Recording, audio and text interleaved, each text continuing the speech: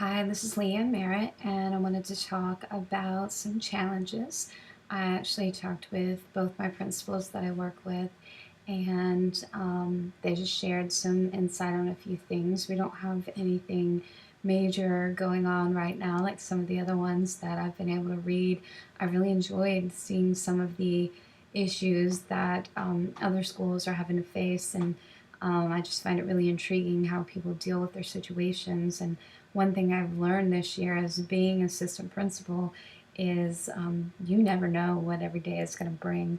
But right here in the summer, my current school that I'm employed at, the biggest challenge that my principal is facing is scheduling, and more so dealing with the fact that we have lost two teachers, but we are not rehiring for their positions. So, in two grade levels where they team taught or either in two-man teams or actually in four-man teams, that setup is no longer going to work. And so trying to, figure out what's going to work best with the school as a whole, be the best situation for the students, and also to kind of make sure that everybody is happy. And so the way that he's handling that is he really has presented his ideas, his concerns for the current situation and what he would really like to see, or basically gave some options.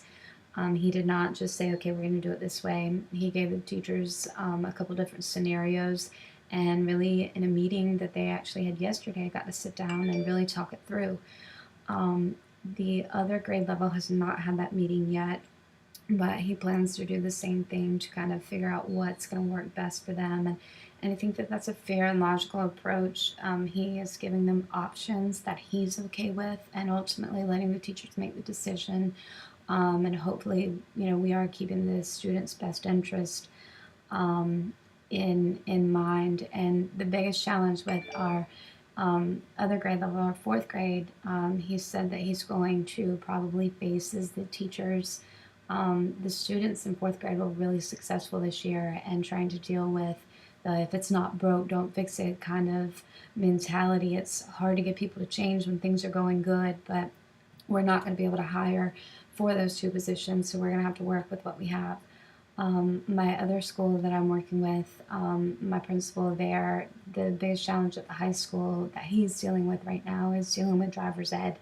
And they're trying to decide, which of the three options they want to do to continue driver's ed as it is, to offer the class and not offer the driving part, or still having to contract with people who are going to be doing the driving part of it. So that's really his big thing on his plate this week, is trying to figure out driver's ed so that it's going to work with the students, and also fit into our school system plan as a whole. And so the biggest thing, my takeaway from both of these, is that we really ultimately have to keep the students in mind first.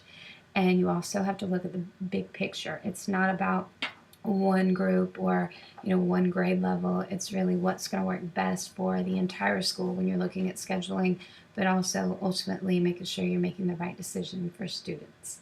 Thanks.